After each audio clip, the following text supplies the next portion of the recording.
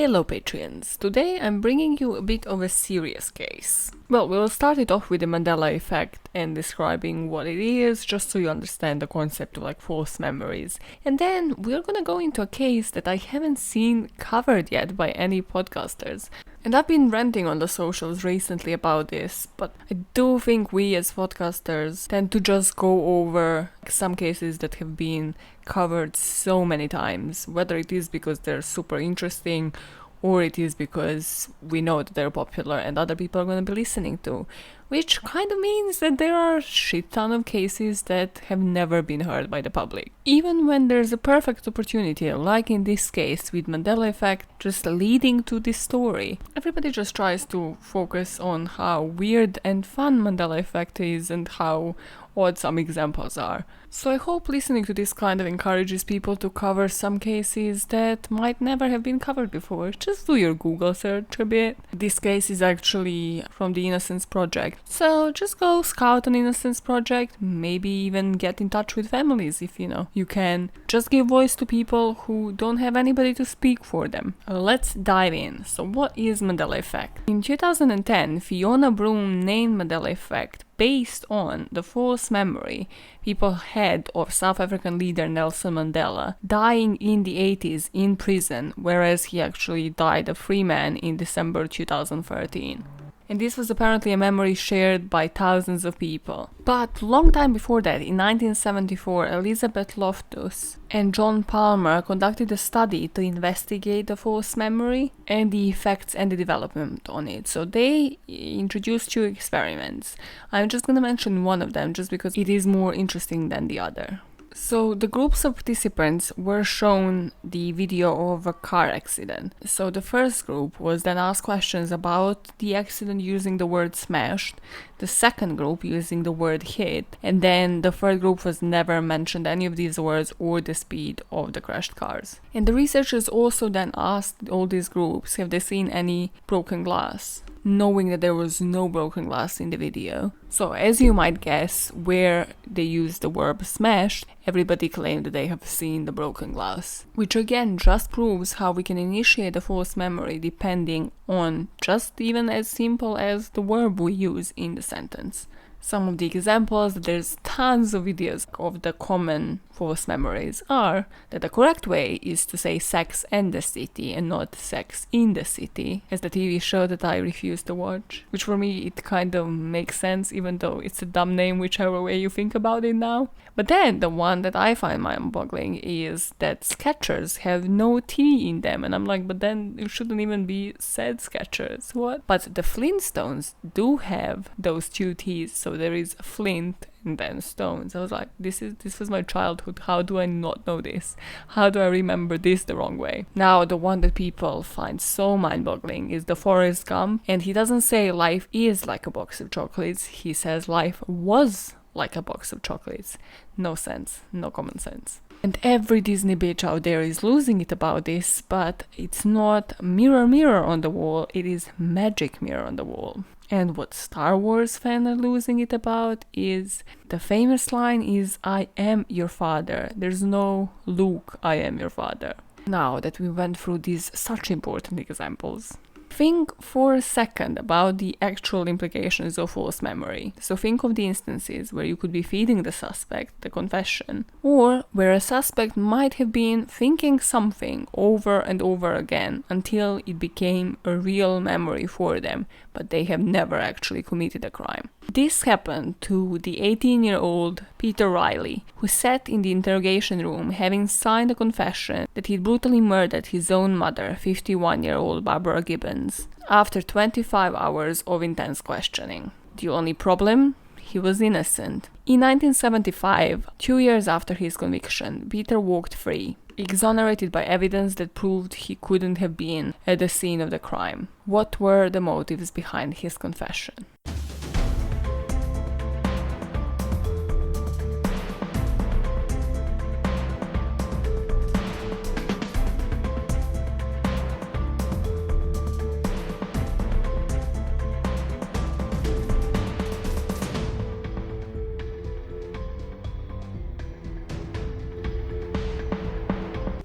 We are going to the night in September 1973, where Barbara Gibbons was brutally killed in Canaan, Connecticut. So she was killed at home. Her throat was slashed, severing her head. Her legs were broken, apparently after she was killed, so post-mortem. And then there was also evidence she was sexually molested. Now, Peter Reilly was at the time actually coming home from the teen center meeting, and he went into the bedroom and found his mother covered with blood and breathing with difficulty. He made a call to the ambulance, then to the doctor, finally to the hospital, and then the hospital notified the police, which arrived to the scene of the crime as well. Now, they bring him to the police station and immediately start interrogating him. So he explained to the police that after leaving the teen center meeting, he drove one of his friends, John Sokochki, to his home, and then he arrived home between 9:50 and 9:55 that evening, discovered his mother, made a calls, waited for the police. Now, during the interrogation, they gave him a lie detector test and then they claimed he failed it. But they also asked him about his mental illness and whether that maybe caused him to black out during the crime and not remember it. So the police was kind of putting the words into his mouth, suggesting that he must have been the killer. And now, a few hours into the interrogation, Peter actually provided detailed memories of the attack, explaining both his motive, that his mother was an alcoholic who rarely showed him any affection, so this is why he killed her, and the plan of disposing of the weapon, so throwing it behind the petrol station that was nearby. He said, quote, "We got into an argument. I remember picking up the straight razor and I slashed towards her throat," end quote. Now, based solely on this confession, this goes to trial, where this medical examiner describes the wounds, and he also says it's obviously possible to inflict these injuries without being spattered with blood. And by obviously, I mean you can again get an examiner, get a medical person to say whatever you want to say technically, because one expert is going to have one opinion and the other one is going to have the other. Now, some witnesses come forward saying he's showing no apparent grief, and his confession is introduced. What nobody defense or prosecution could establish was the time sequence of the events. So when did he actually have this meeting and when did he return? The defense introduced several witnesses who saw Reilly at the teen center as late as 9:30 p.m. that night. And also his friend who said that Reilly did drive him home and that they left him at his house at about 9:45. Which should be solid if you think about it, but no, the jury goes to deliberate and they come after 15 hours. And when I first heard this, I was like, okay, 15 hours is not as bad, because usually the shorter they deliberate, they will just come out with a guilty verdict. But 15 hours, I was like, okay, maybe they have decided in his favor, considering obviously the evidence as well, and that there should be some reasonable doubt.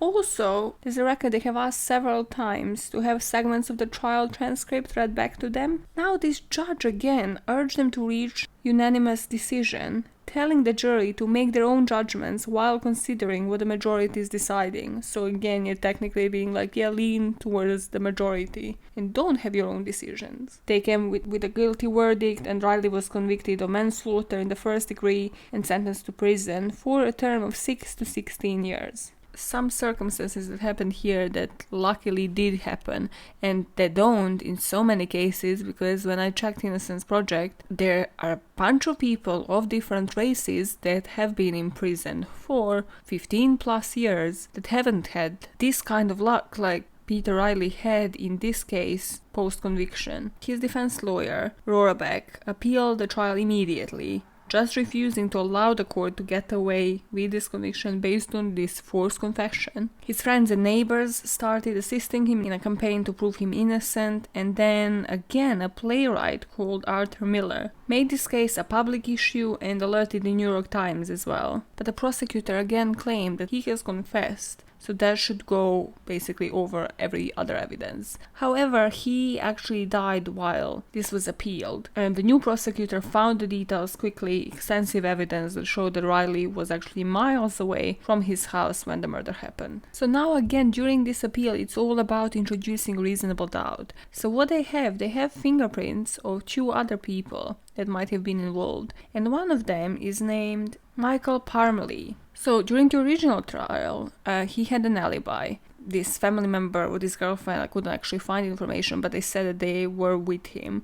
But then in April of 1975, she said she originally lied and that he was not with her, she did not know where he was. And what also came out is that Peter Reilly actually made another call on that night. The first call he made was during the television broadcast of the movie Kelly's Heroes. So now, this person, this family member, said that this particular movie aired on that evening at 9:50 p.m. Like, they got this record from like CBS. Now, what this shows is he dropped his friend home at 9:45. Then he drove home for 5 minutes, which gave him no time to commit the sexual act, the murder, and to break his mom's legs post-mortem. And now the judge says that these 3 pieces of evidence are enough for us to actually release him, and he has been released in March 25th, 1976. And the state of Connecticut never attempted to bring another prosecution, so he remained free. Now, this was significant for the state of Connecticut because the public began to feel like the police were not to be trusted, as they forced somebody to sign a confession of murder after questioning him for extensive amount of hours, when he was clearly innocent. This mystery also stayed unsolved, and Peter has obviously expressed afterwards that he would still be interested into looking to find his mother's killer. But an even bigger question remains, and that is, why did he confess to something he didn't do? So there can really be 2 reasons. One is kind of considered inserting the truth. So Dr. Herbert Spiegel actually suggested Peter Reilly could have been led to confess due to his difficulty of integrating a concept of self. So this is what definitely should stop being the strategy used by the police, which is kind of like inserting a person into the act as you just prompt them to say yes or no as the answer to the question. Where then obviously after a substantial amount of time you might just slip up, confess, they have it on the record, and that's over for you. So this doctor said that Reilly was actually unable to distinguish between a statement and an assertion or a question, and could easily be led to accept as a fact something he knew nothing about. So it could be a mixture of that and this next point, or it could just be the next point, which is false memory. Now, the Innocence Project movement says that false memory actually plays a role in more than 70% of the wrongful convictions cases that they overturn, which is insane, but what's even more insane is that in 10% of those cases,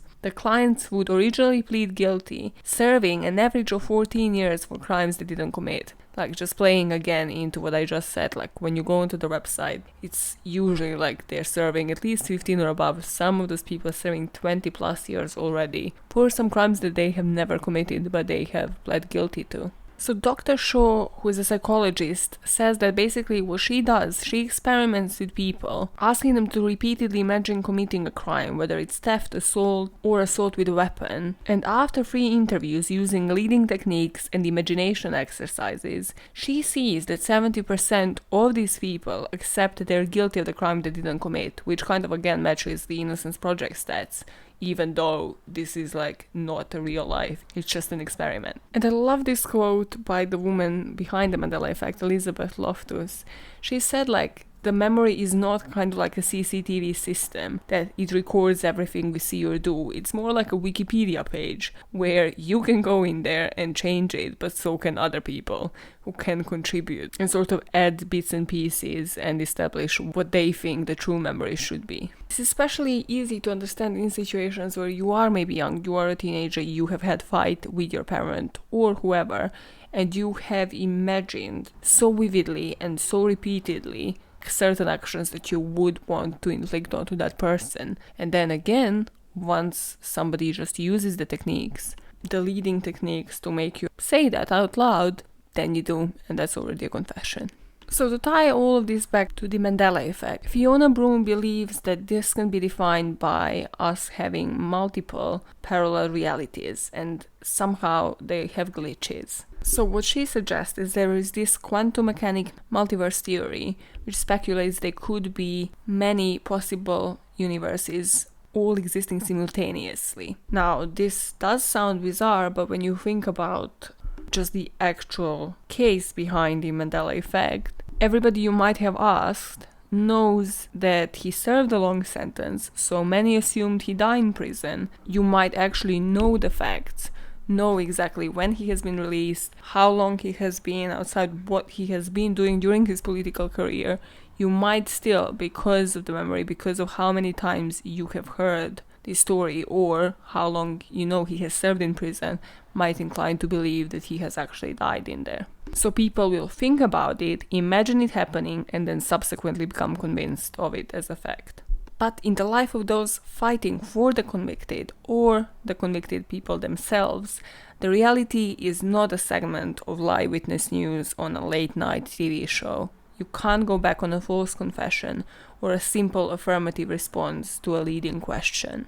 There needs to be more awareness of false memory between the lawyers and the police for the confessions like Peter Reilly's to become the ancient history and not a case of repetition. Because if this case taught us anything, is if it becomes the case of repetition, more and more people will think about it happening, imagine how it happened, and subsequently become convinced that it did.